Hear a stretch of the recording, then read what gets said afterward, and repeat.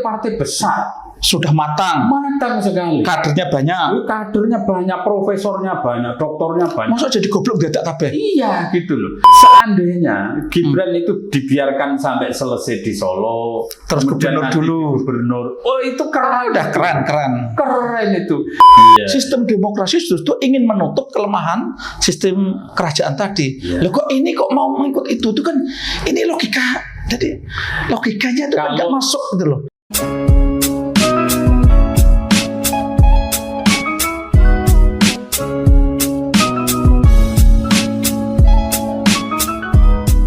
Assalamualaikum warahmatullahi wabarakatuh. Salam sejahtera untuk kita semua. Pemirsa N3 TV, alhamdulillah kita berjumpa lagi dalam rubrik bincang-bincang. Rubrik bincang-bincang ini kita akan masih memperbincangkan sesuatu yang sangat viral di masyarakat, sesuatu yang sangat mengagetkan banyak orang, yaitu Gibran, anak yang masih sedemikian mudanya, yang menjabat wali kota baru 2 tahun, dadak secara seketika, sekonyong-konyong dicalonkan menjadi calon wakil presiden berdampingan dengan Prabowo. Ya, sampai sekarang mulus-mulus saja. MK juga kesannya memberikan jalan mulus untuk Gibran. Ya maklum dia adalah anak seorang presiden. Nah, untuk membahas lebih lanjut, ini di depan saya punya teman, seorang kiai yang biasa berbincang-bincang dengan saya mengenai banyak hal. Ini saya sapa dulu beliau. Assalamualaikum warahmatullahi wabarakatuh, Pak Wafa. Waalaikumsalam warahmatullahi wabarakatuh. Sihat ya? Alhamdulillah, pangestanipun. Ini kita 1 bulan lebih nih kita nggak ngomong-ngomong nih. Kangen kita ya. Iya. Sibuk. Sibuk masing-masing. Ini alhamdulillah hari ini jenengan waktunya longgar. Kebetulan pas jadwal ngajarnya pas kosong ya. Kosong apa libur nih? Ya karena ada fatwa baru dari Bunyai jadi tidak berani. Oh gitu ya. Tidak kosong sebenarnya. Oke. Ini Pak Yai Syariful Wafa ini selain kiai yang ngasuh pesantren, beliau juga ngajar di sebuah perguruan tinggi. Jadi dosen juga beliau ini. Gimana? Ini rame-rame masalah Gibran jadi wakil presiden ini, jenengan ngikuti juga mesti ya? Ya ngikuti dikit-dikit melalui medsos di HP lah. Dikit-dikit saja. Saya perhatikan memang. Oke, kayaknya orang masih pada bingung ya. Ini Pak Jokowi kok malah dadak terus memberikan ruang ke anaknya begitu gitu ya? Ya, kalau dalam sistem demokrasi kemudian dengan negara sebesar ini dan penduduk Indonesia yang hampir 300 juta, tingkat pendidikannya juga sudah sangat maju sekali. Untuk kapasitas Gibran itu menurut saya jauh dari kata layak. Menurut saya tidak sesuai dengan kelayakan. Dalam sebuah term hadis Nabi itu ada istilah seseorang dalam bermadzhab saja itu diperlukan 2 hal. Yang satu adalah ilmu madzhab, yang kedua ilmu halnya. Ilmu hal itu maksudnya pengalaman. Jadi khalia. Jadi ilmu itu orang boleh saja belajar madzhab, dibaca sendiri dia paham, tapi dia tidak bisa dikatakan orang bermadzhab karena dia tidak memiliki ilmu hal, pengalaman itu. Saya pikir untuk 2 tahun sebagai wali kota itu paling-paling berapa? Paling kan hanya 4-7 kecamatan. Oh, kok Solo itu hanya berapa? Coba nanti kita cek. Solo itu kecil. Kecil kan. Lah itu kalau se-Indonesia itu, waduh, itu terlalu berat. Kompleks kan. Di Solo itu tidak ada masalah seperti di Papua, di Maluku, yang di Aceh, tuntutannya sudah luar biasa. Jadi menurut saya itu kalau dipaksakan, itu menurut saya itu ancaman disintegrasi. Itu yang harus dipikirkan. Artinya serius ya, persoalan ini serius. Ini tidak main-main. Apalagi dengan Prabowo, dengan track recordnya selama ini punya masalah kasus HAM yang tahun 98 yang sudah serentak itu, terus pendampingnya, aduh itu menurut saya rawan sekali. Saya ngeri. Dengan ya Pak Wafa ya. Kalau toh selama mimpin Solo itu dianggap dalam tanda petik sukses, itu kan karena kebetulan bapaknya masih jadi presiden kan? Artinya kepemimpinannya itu juga terbackup, terbantu oleh posisi bapaknya. Saya tuh pernah punya pengalaman Pak Wafa. Jadi saya punya pengalaman tuh, saya kan pernah kerja di sebuah perusahaan ya. Bapaknya memang hebat sekali. Ya hampir seperti Pak Jokowi dalam beberapa, tentu beda kan ya, plus minus hampir sama. Nah ketika putranya itu berkeinginan dan bapaknya ada kesan memberikan karpet merah seperti kasus Gibran ini saya pada waktu itu sempat ngomong begini. Bahwa bapaknya itu bisa menjadi pemimpin itu kan karena tadi prosesnya panjang sehingga tumbuh menjadi pemimpin. Nah anaknya ini kan hanya sebatas menikmati kekuasaan, jadi bukan kepemimpinan tapi kekuasaan yang ditopang oleh kepemimpinan bapaknya. Nah kasus Gibran itu menurut saya juga gitu. Dia saat ini memang punya power kekuasaan, tapi kekuasaan itu mergo dibantu oleh pondasi yang namanya kepemimpinan bapaknya. Betul. Tanpa dia punya kepemimpinan sendiri, suatu ketika akan roboh. Nah, ini yang masalah itu sulitnya itu bagaimana cara mengingatkan karena sudah terlanjur, sudah jadi, sudah dideklarasikan gitu kan. Saya nggak tahu itu apakah memang sungguhan atau hanya gimmick saja. Saya nggak tahu itu. Yang jelas kan belum daftar tuh ya. Masih berapa hari inilah kalau tidak. Belum didaftarkan. Sampai apa? Sampai Kamis ya, Kamis kalau nggak salah. Ini berbeda kalau misalkan pasangan Anies Baswedan dengan Caimin misalkan relatif sama-sama orang terdidik, kemudian sama-sama memiliki pengalaman yang sudah teruji. Caimin juga pernah memimpin DPR, pernah dipimpin. Istilahnya wis balik lah. Kalau orang sudah memang matang, sudah dewasa lah, Ganjar juga sama, punya pengalaman di DPR, pengalaman di birokrasi, tingkat gubernur. Pak Mahfud juga begitu. Apalagi Pak Mahfud malah lebih banyak lagi. Itu kalau dua pasangan ini itu selesai lah. Dengan segala plus minus, masyarakat mau milih monggo gitu ya. Masih. Jadi ibarat suguhan itu sehingga tadi sempat saya di grup WA itu kan saya katakan ini proyek bunuh diri. Iya. Proyek bunuh diri. Betul-betul bunuh diri. Saya di WA oleh kawan di Jepara di WA itu begitu. Gimana menurut pendapat proyek bunuh diri, saya bilang gitu. Tapi kita belum menentukan sikap. Kita menunggu Mbak Yeni. Arahnya kemana? Kawan saya Kusturian. Arahnya kemana? Tentu Mbak Yeni sendiri juga barangkali juga menunggu iki tenano orang. Memang sudah daftar lah itu baru. Sampai dengan saat ini belum. Ini kita masih bicara bahwa kita masih sebatas tadi resiko-resiko bahaya-bahaya yang mungkin muncul ya kalau dipaksakan. Kita kan saya jujur aja last minute berapa hari ini kita berharap ada perubahan. Karena bahaya. Gini loh, dalam konstitusi kita, ya mohon maaf ya, saya mohon maaf tidak bermaksud mendoakan jelek untuk Pak Prabowo. Pak Prabowo usia kan sudah sepuh, ya. Namanya orang kan ada keterbatasan ya. Kita nggak tahu. Mohon maaf tidak bermaksud ya. Saya tadi juga mendengarkan konten itu juga begitu. Dalam konstitusi kita, kalau seandainya presidennya berhalangan tetap, atau wakilnya itulah otomatis akan jadi pengganti. Kita bayangkan Pak, presiden negara sebesar ini, iya toh? Ini kan kita bicara namanya sesuatu itu kan bicara lebih baik bicara kemungkinan yang terburuk. Lah kalau sudah begini Mas Yen, menurut saya itu rakyat perlu mengoreksi pilihannya. Meskipun ya saya ini misalkan pemilih partai A misalkan, harusnya ketika si partai tersebut tidak berpijak pada konstitusi dan akal sehat harus dikoreksi. Ya. Meskipun itu partai saya. Jangan sampai jadi goblok. Iya. Goblok berjamaah. Hari ini kebetulan yang namanya koalisi Indonesia Maju gitu. Prabowo koalisi. Iya. Itu kan partai-partai besar. sudah matang sekali. kadernya banyak, profesornya banyak, doktornya banyak. masa jadi goblok dadak kabeh? Iya gitu loh. Itu harus dikoreksi. Seharusnya kader-kadernya yang di bawahnya itu ngoreksi dong. Iya. Karena ini jangan dikorbankan. Kalau sampai Indonesia rusak, yang rusak juga mereka, keluarga mereka juga, anak cucu mereka. Itu yang harus dipikirkan. Jadi jangan sampai Kebetulan partai yang saya dukung tidak ada di situ. Jadi saya tidak perlu mengoreksi itu kan.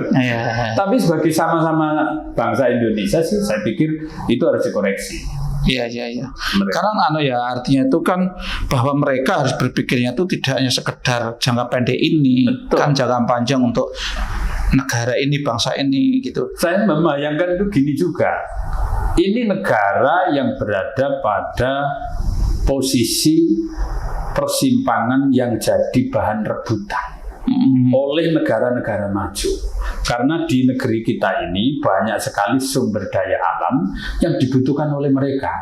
Amerika membutuhkan kita, Cina membutuhkan kita, Australia membutuhkan. Dan perebutan itu sudah terjadi. Perebutan sudah terjadi.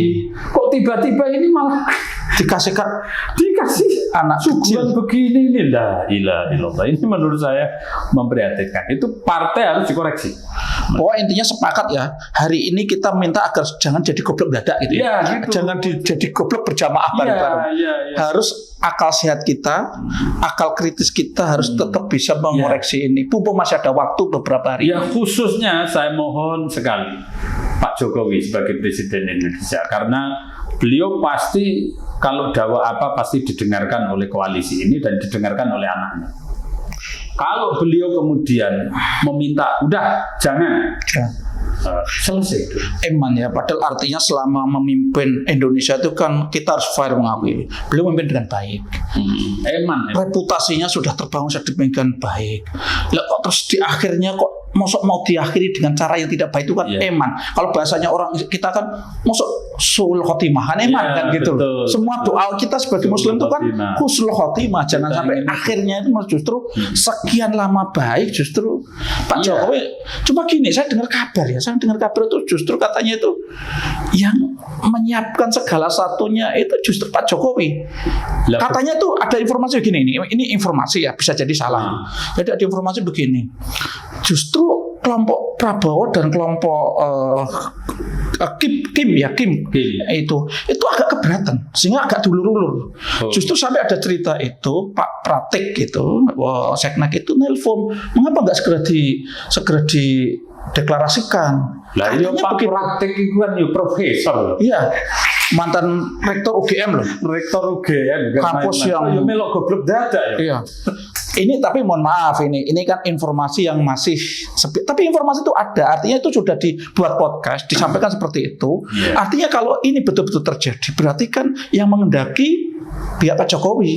Kalau seperti ini kan repot. Yang bisa ya kita hanya mengingatkan eman bahwa reputasi yang sudah sedemikian baik, kerja keras yang sudah dilakukan ini bisa runtuh gara-gara ini nggak sabar untuk mengkader anaknya terlalu cepat itu. Karena tadi saya kembali ke tadi bahwa jadi kasus yang saya ceritakan tadi itu akhirnya berdampak sekian tahun kemudian, kalau nggak salah sekarang berarti sekitar 20 tahun kemudian runtuh. Saya tidak perlu menyebut ya, tapi sekarang runtuh. Yang bersangkutan juga akhirnya terdepak dari perusahaan. Bapaknya juga sekarang di perusahaan itu menjadi tidak dipakai, kita dikeluarkan. Padahal jasanya itu besar sekali. Ini pengalaman-pengalaman yang harusnya dijadikan pelajaran. Saya pikir begitu. Pak Jokowi ini kan selama 9 tahun terakhir ini kan karyanya kan nyata. Dan kita harus mengakui itu ya. Kita nggak dunia mengakui. Dan beliau berhasil mengelola konflik yang luar biasa itu tanpa ada perpecahan. Karena beliau mengorbankan dirinya untuk menjadi bahan cacian yang tidak layak, sekalipun beliau selama ini kuat. Saya kaget. Ini apa benar gitu loh. Rata-rata mesti nggak percaya. Saya nggak percaya. Masa sih senaif itu, sebodoh itu? Gitu. Orang yang dulu berpikirnya sangat jernih, berpikirnya dari gitu ya. Seandainya Gibran itu dibiarkan sampai selesai di Solo, terus gubernur dulu. Oh itu keren. Udah keren. Keren itu. Gibran tidak akan kehilangan karomah bapaknya itu tidak akan kehilangan, justru malah semakin moncer itu. Dan Gibran sendiri sebenarnya kan jujur saja ya, selama di Solo juga misalnya kan menampakkan kayak perilaku politiknya santun, menghadapi kritik itu sudah modal itu ya, ini sudah modal. Baik ini anak ini potensi gitu loh, tapi ini belum jadi. Jangan ya, jadi masih prematur ini jadi urung mateng dikeluarkan. Makanya konstitusi mengatur minimal 40 itu sudah minimal. Jangan terus diakali dengan tambahin dirubah itu loh. Gini loh, meskipun itu diputuskan oleh MK dengan melalui mekanisme yang seolah-olah legal, tapi kan hati nurani kita kan terasa. Maka sebagian kan kalau kita lihat itu sekarang kan Gibran juga dibully kan di netizen tuh hampir kan orang terasa bahwa ini itu benar-benar enggak apa betul-betul hanya sekedar untuk memberikan jalan. Jangan-jangan gini, Jokowi memang sedang memberi pelajaran yang khusus, tekanan batin kepada Gibran itu sendiri sebagai anak muda. Tapi sebenarnya nanti last minute-nya itu ya ditarik dia. Tidak. Ya, semoga kalau seperti itu ada banyak pelajaran ya ke Gibran-nya, ya ke barangkali ke Bu Meganya, karena di situ kan kayaknya ada pertarungan kepentingan antara Bu Mega dan Pak Jokowi. Iya. Tidak sedikit lawan politiknya sebenarnya menunggu kalau Pak Jokowi dan Bu Mega itu pecah benturan gitu. Itu justru yang diharapkan. Tapi lepas dari kemungkinan seperti itu terjadi, tapi menurut saya posisi saat ini kan tetap ya ini ujian betul bagi Pak Jokowi kaitannya dengan anak ya. Memang salah satu ujian di hidup ini kan anak kan memang. Kalau ini nggak lolos, artinya betul-betul Gibran malah melaju terus, malah nanti Pak Jokowi terang-terangan mendukung, udah habis. Kayak sampai tadi biasanya berarti bunuh diri. Ya. Kalau kalau sekiranya ini hanya gimmick saja, gimmicknya Pak Jokowi, kok gimmick kok seserius itu? Resikonya kok segede itu gitu. Dan ini Indonesia dan itu disawang dunia. Rakyat yang hampir 300 juta. Iya, hampir 300 juta itu. Wah, saya membayangkan itu berat sekali itu. Tapi seandainya itu sungguhan, ya berarti ya memang betul-betul proyek bunuh diri. Ya, memang ada sih seperti saya dengar itu kan ada beberapa orang masih meyakini bahwa ini hanya trik Pak Jokowi bagaimana memenangkan Ganjar, bagaimana memberikan ruang bagi Ganjar dan menyetop lajunya Pak Prabowo. Ada yang mengatakan begitu. Tapi kok setelah tak analisa itu kayaknya juga nggak yakin juga, kelihatannya kok arahnya. Saya terus sama dengan jenengan. Dari awal itu saya masih punya prasangka positif ya, masih prasangka baik. Terus tak ikuti. Tapi belakangan tuh akhirnya cenderung mementahkan dugaan saya itu. Kok semakin kok begini ya, kok begini. Akhirnya tadi memang nggak percaya. Tapi ini antara keyakinan kita yang dibangun karena persepsi selama ini memang seperti itu dengan kenyataan. Kenyataan beda betul. Kita akhirnya nggak bisa menghindari dari kenyataan bahwa kenyataannya sekarang Pak Jokowi mengatakan mengizinkan, merestui, mendoakan. Padahal bayangan saya harusnya pada waktu itu berharap, tak pikir Pak Prabowo yang berkeinginan, si Gibran yang tergoda, Pak Jokowi yang rem. Bayangan saya pada waktu ternyata enggak. Ini lost door kelihatannya. Iya. Kalau lihat statement Pak Jokowi di Surabaya ya, hari santri itu ya, itu kayaknya memang kok merestui kayaknya. Dan Bu Iriana itu ketika ditanya itu gimana jempol. Ketika ditanya beberapa wartawan tentang bagaimana Gibran maju sebagai wakil presiden gimana, Ibu gimana, dia nggak jawab. Dia gini, kan berarti itu kan ya berarti memang ya kekuasaan. Apa semuanya drama tadi? Apa drama yang hanya untuk? Tapi kayaknya nggak yakin juga kalau melihat seperti itu alami gitu. Kalau lihat alamat selama ini yang sudah terjadi ya, yang sudah dibangun, trust yang sudah dibangun Pak Jokowi, kemudian mahakarya yang dia persembahkan kepada rakyat Indonesia dengan membangun berbagai macam infrastruktur sampai dengan yang terakhir IKN itu, kalau itu memang berhasil itu luar biasa. luar biasa sekali. Itu mahakarya yang tentu sangat tidak sebanding, bertolak belakang dengan peristiwa ini, peristiwa Gibran ini.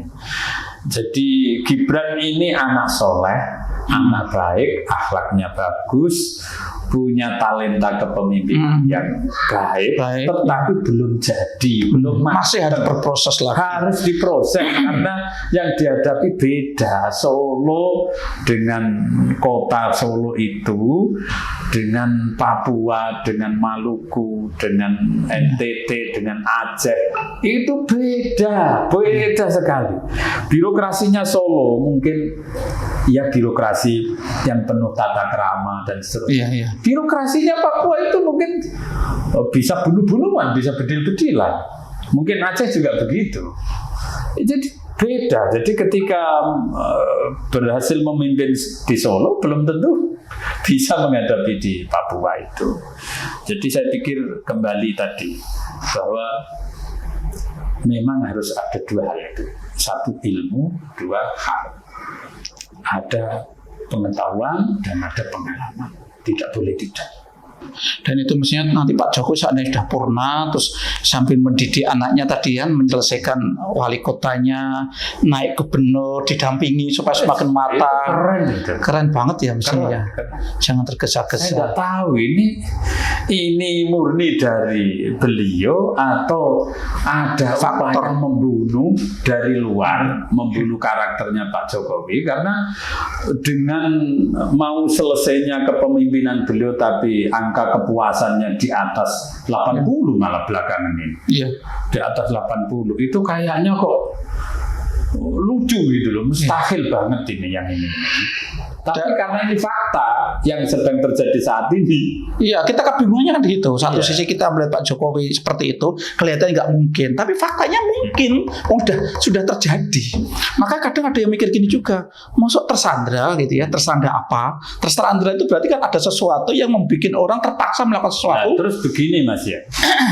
Terus terang mawon, sebagai kader NU saya ini, meskipun NU pinggiran lah. Ya, pokoknya kultural. Tapi dulu kan pernah di struktural. Oh iya. Sekarang NU kultural. Begini, saya heran juga. Ada kejadian sefenomenal ini, seserius ini, karena ini mengancam, menurut saya mengancam negeri kita. Itu kenapa tokoh-tokoh ulama kita yang sekarang sedang megang NU itu tidak ada semacam irsyad, upaya memberikan pencerahan harusnya bagaimana. Berpolitik yang high politik tingkat tinggi. Itu supra politiknya itu kayak apa? Harusnya itu dikeluarkan dong petunjuknya itu. Dengan ketika istilahnya mengingatkan atau mengelengkan para politisi, partai-partai itu hendaknya suguhkan kepada rakyat kita ini. Misalkan begitu. Dan gini kan, periode sekarang ini kan selalu menggembar-gemburkan akan memegang teguh Hito. Nah, ketika bicara Hito itu penjabarannya salah satu kan permainan politiknya adalah promosi kebangsaan. Betul. Nah, sekarang ini justru harusnya sudah waktunya dong. Karena politik kebangsaan itu juga salah satunya ya ini ketika melihat sesuatu yang membahayakan, sesuatu yang akan mengancam bangsa ini. Bahaya itu sudah terjadi. Lah ini yang paling saya takutkan gini. Ini mungkin nanti dikoreksi oleh beliaunya ya. Gus Yahya itu berkali-kali mengatakan selama ini itu Pak Jokowi tidak pernah jauh dari NU. Selama ini mendampingi ini, membantu membangunkan UNU Jogja, membangun dan itu sebagian kecil, yang lain banyak sekali. Maka dalam pilpres pun kami juga nggak akan jauh-jauh. Moga-moga itu ucapan yang dikeluarkan sebelum fakta-fakta ini. Semoga ketika fakta-fakta ini mengatakan seperti ini, harapan kita ya elatnya kan beda. Semoga tidak menggunakan cara berpikir itu lagi. Harapan belum ngoten. Ya memang menurut saya saat ini yang kita harapkan betul ya NU Muhammadiyah mengingatkan.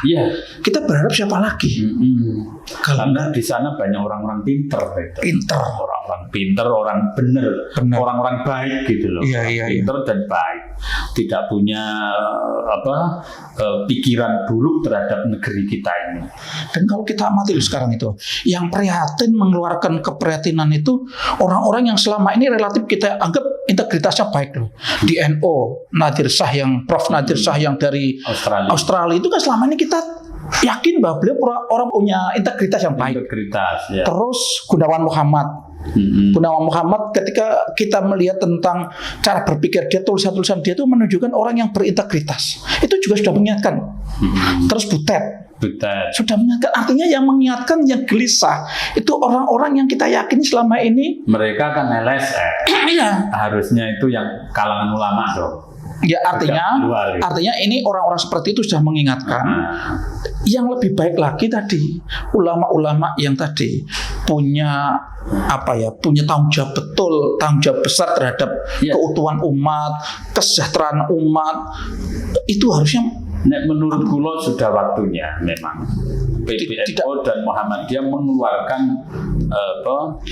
statement irsyadiyahnya, jadi statement pencerahannya terhadap peristiwa ini, karena itu minongko mas'uliyatul ummah, mas'uliyatul daulah, tanggung jawab kenegaraan, tanggung jawab kebangsaan, tanggung jawab keumatan, yang itu dibenarkan oleh Khittah Nahdlatul Ulama. Bukan kok mencampuri urusan politik, bukan. Ini sifatnya umum, tidak kok partisan, tidak. Untuk demi keselamatan bangsa, agar kita tidak terjebak pada situasi yang membahayakan.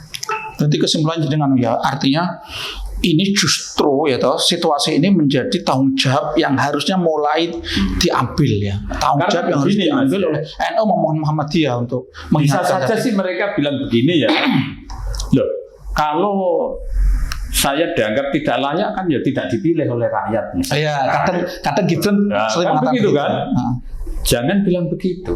Kalau orang sedang berkuasa, seluruh alat negara, alat kekuasaan negara dipegang. Meskipun kalah bisa dibikin menang masalahnya. Itu sudah rahasia umum. Tahu loh. Oleh karena itu kita kan khawatir, layak curiga lah kita. Jadi kalau sampai itu yang gitu dimenangkan, lalu alasan alibinya itu dipilih oleh rakyat, kan kita yang kecolongan. Karena itu sebelum kita kecolongan, nek coro kula, karena ini bagaimanapun rezim ini kan disebut rezimnya PDI. Dan kalau PDI berarti Mega. Sebagian rakyat atau lawan politiknya PDI pasti menganggap yang harus dihabisi PDI. Gantian dong, sudah 10 tahun. Sekarang aku. Padahal sebenarnya ini kan rezimnya Pak Jokowi. Tidak sepenuhnya PDI kan. PDI sebagian, Pak Jokowi justru yang powerful. Nah, oleh karena itu sudah selayaknya kalau PBNU dan Muhammadiyah atau mungkin ormas yang lain itu ikut memberikan bimbingan irsyadiyah kepada situasi politik saat ini, kepada umat seluruhnya, bimbingan kepada para pelaku politik, bimbingan kepada umat agar bagaimana cara memilih pemimpin yang baik. Kira-kira begitu. Kalau peran mengingatkan ini nggak dilakukan, menurut saya salah besar Salah besar. Itu namanya apatis. Tidak ada guidance terhadap umat NU. NU itu lebih dari 100 juta, 130, 160 juta kok dibiarkan. Ini banyak loh yang nggak ngerti loh. Banyak yang perlu didampingi. Jangan kok NU terus anggur menang wae. Nggak boleh begitu itu. Ketika bicara politik kebangsaan, politik keumatan tuh sekarang ini harus diwujudkan dengan cara mengingatkan tadi. Karena ini di antara sekian problem ini kan ini salah satu problem yang cukup membahayakan kalau tidak dia. Betul. Nah, salah satu dulu Mas Kanjeng Nabi ketika menyampaikan sebuah hadis, la yuflihal qaumu walau amrohum ala imro'ati. Tidak akan pernah beruntung suatu komunitas negara yang menyerahkan urusannya kepada seorang perempuan. Perempuan itu maksudnya bukan kok jenis kelamin perempuan. Memang kebetulan jenis kelaminnya perempuan. Tapi lebih daripada itu, kebetulan yang calon pewaris tahtanya itu perempuan itu masih kecil. Masih belum dewasa, belum punya pengalaman memimpin. Masih anak-anak gitu loh. Jadi lebih pada itu sebenarnya. Seandainya perempuan itu sekelas Ratu Belkis selesai, pasti Nabi tidak mengatakan begitu. Kenapa Nabi mengatakan begitu? Karena perempuan itu kebetulan anak kecil yang belum matang tadi. Maka begitu dia naik ke tahta kepemimpinan, habis sudah. Kan gini loh, kalau kita menengok ke belakang, kan banyak beberapa kerajaan yang runtuh itu memang karena kerajaan itu kan sistemnya memang harus diturunkan ke anak ya, putra mahkota. Kadang kan sering terjadi karena apa? Pas bapaknya meninggal, putra mahkotanya masih terlalu kecil. Tapi memang sistemnya pada waktu memang harus putra mahkota. Dan itu awal kerajaan itu biasanya kan masalah. Meskipun mungkin ada yang satu kasus dua kasus itu baik. Nah, ketika Indonesia itu memilih sistem demokrasi, artinya persoalan ini kan harus bisa dihindari. Artinya salah satu manfaat atau salah satu sistemnya lebih egaliter kan? Karena sistem demokrasi itu menutupi kelemahan sistem monarki tadi. Lah kok ini sistemnya demokrasi mau meniru itu anak yang belum matang. Salah itu. Ini kan salah betul. Anak belum matang mau dipaksakan. Nah, sistem monarki kan memang terpaksa ya situasinya. Memang sistem itu mengharuskan dari raja ke putra mahkota, meskipun kecil terpaksa diangkat. Nah, ini kan nggak mengharuskan begitu. Sistem demokrasi justru ingin menutup kelemahan sistem kerajaan tadi. Loh kok ini mau mengikut itu kan ini logika. Jadi logikanya itu nggak masuk gitu loh. Kalau sebagai pribadi ya, karena sudah ada dua pilihan pasangan yang layak menurut saya, dua-duanya layak. Itu saya tidak khawatir sebenarnya. Pribadi ya. Kita kan sudah jelas sejak awal milih siapa udah jelas. Nggak mungkin milih yang kita masih ragu. Nggak terpengaruh saya. Nggak terpengaruh. Kalau udah punya pilihan yakin gitu ya. Ya di antara dua itulah kira-kira begitu. Tapi saya itu mikirnya itu kalau ada permainan ya terus yang namanya dia yang pegang kekuasaan seluruhnya dibikin kan bisa. Faktanya itu sekarang begitu Prabowo pasangan dengan Gibran itu terus kemudian surveinya dibikin naik setinggi langit. Yo iso lah. Dan memang kalau itu dibikin terus sampai dengan hari pencoblosan dimenangkan kan layak. Seakan-akan sudah sesuai dengan survei. Kan? Kadang survei itu kan pengkondisian. Itu yang kita khawatirkan gitu loh. Kalau soal pilihan wis ono loro apik padha apik misale layak lah. Kalau itu selesai sudah. Tapi masalahnya kalau ini kemudian nyalon betulan itu berpotensi akan dilakukan untuk dimenangkan. Oke, kelihatannya ini kalau kita teruskan masih agak panjang nih. Tapi intinya kita masih punya sedikit harapan. Semoga waktu yang tersisa ini dijadikan waktu untuk yang merenung, waktu untuk berpikir secara jernih. Semua pihak lah yang berkompeten, baik itu Pak Jokowi sendiri, baik elit-elit partai yang tadi yang terlibat, maupun elit-elit tokoh masyarakat yang memungkinkan punya kekuasaan untuk mengingatkan. Harapannya beberapa waktu itu menjadi waktu yang sangat efektif atau waktu yang sangat mahal untuk tadi digunakan sebaik mungkin untuk melakukan langkah untuk mengambil sebuah sikap yang sikap itu diharapkan akan membawa kebaikan, akan membawa kemaslahatan bangsa dan negara ke depan. Mungkin sebelum kita tutup ada pesan yang ingin sampaikan Pak Wafa. Satu yang saya pesankan, saya ulang lagi itu.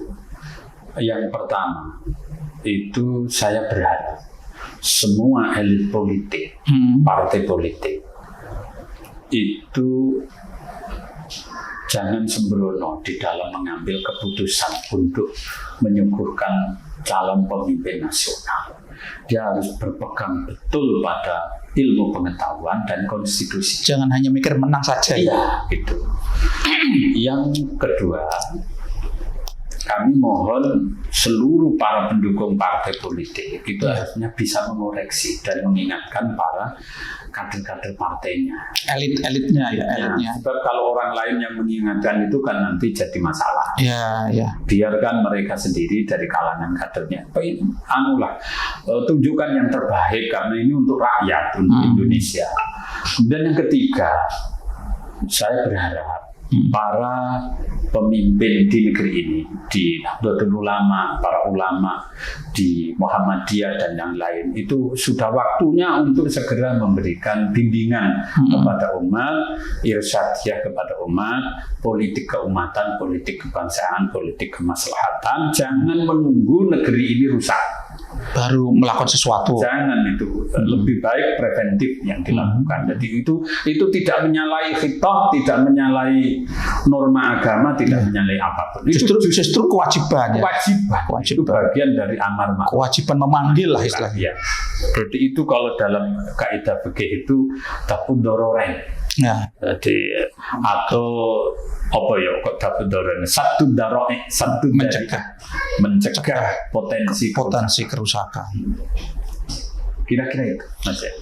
Oke, terima kasih sekali. Semoga yang kita perbincangan ini ada manfaatnya. Amin. Yang penting insya Allah kita bicara dengan hati nurani yang jernih demi kebaikan kemaslahatan bangsa dan negara ini. Oke, pemirsa, itu yang tadi kita perbincangkan dengan Bapak Kiai Haji Syariful Wafa. Semoga yang kita perbincangkan tadi bisa diambil pelajaran dan bisa menjadikan masukan untuk semuanya saja berpikir untuk kebaikan kemaslahatan untuk Republik ini. Cukup sekian. Assalamualaikum warahmatullahi wabarakatuh.